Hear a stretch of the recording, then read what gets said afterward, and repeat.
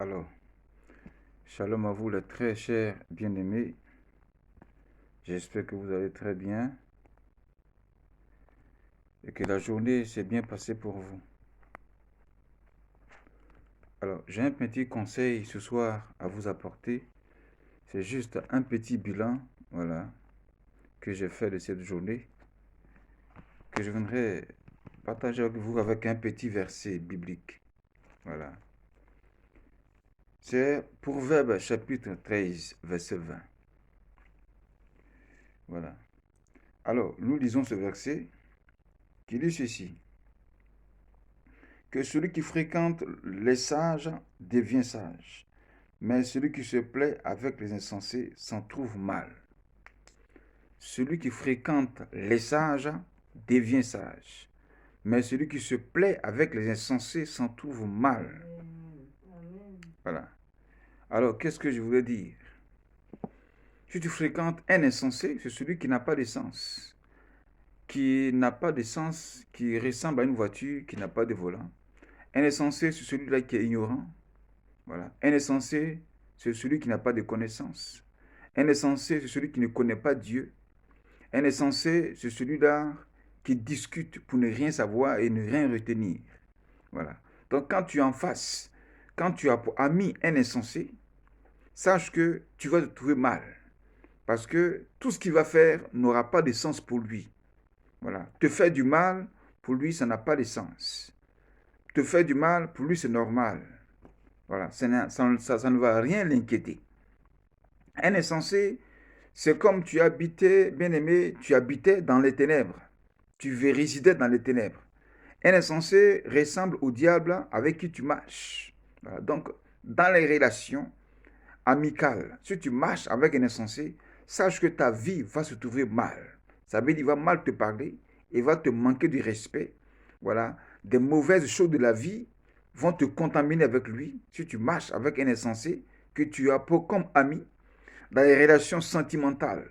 Si tu as des sentiments amoureux d'un homme et d'une femme insensé, sache que tu seras blessé en amour. Voilà. Et tu vas beaucoup regretter. Ça sera en effet du pire et d'échecs qui vont aussi t'arriver dans ces sentiments. Si tu as pour, je peux dire, un frère qui est insensé, sache que l'amour fraternel sera aussi piétiné. Voilà. Donc ce soir, voici le message. Celui qui fréquente les sages devient sage. Ça veut dire que si tu fréquentes le sage et que tu parles au sage, il va retenir ce que tu dis. Mais quand tu parles avec un insensé et que vous rentrez dans un état de dispute, non, il faut éviter les disputes avec un insensé.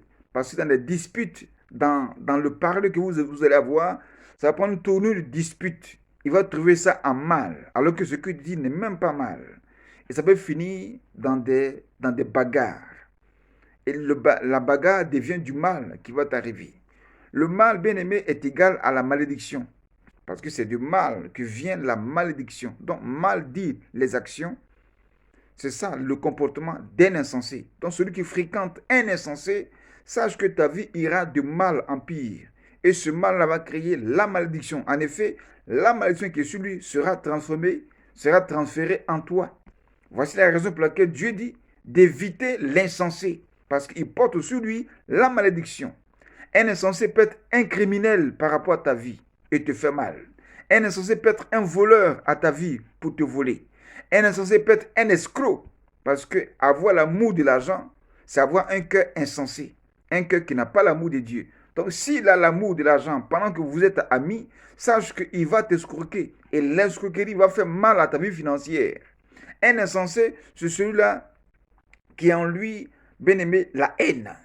Un insensé, c'est celui-là qui a en lui la jalousie.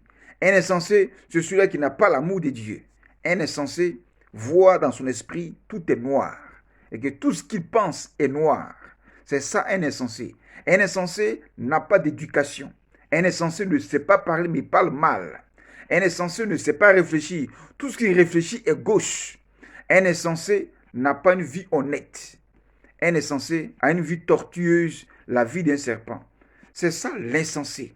Donc, il n'a pas de sens, sa vie n'a pas de guide, sa vie n'a pas de vision. il n'a pas de paroles véridiques. Tout ce qu'il fait est gauche. C'est ça un insensé. Donc, si vous fréquentez de tierces personnes, sachez que votre vie ira de mal en pire. Voici la raison pour laquelle il faut éviter l'insensé.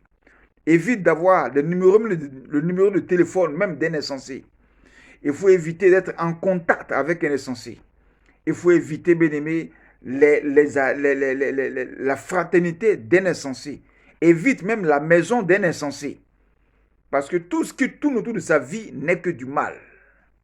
À cause d'un insensé que la police guette et que le jour qu'on le saisit à tes côtés, on pourra toi aussi te saisir comme si tu étais un voleur, alors que tu n'es ni d'Adam, ni d'Ève de ce qu'il vit ou bien de ce qu'il a fait. Mais parce que vous êtes ensemble, le mal qu'il arrive tombe sur toi automatiquement. Il faut vraiment éviter l'insensé. Il faut que ta vie ne croise pas la vie des insensés pour que ta vie soit bénie. Parce que l'insensé n'a pas une vie bénie. Tout ce qui se passe dans sa vie est gauche. C'est ça l'insensé.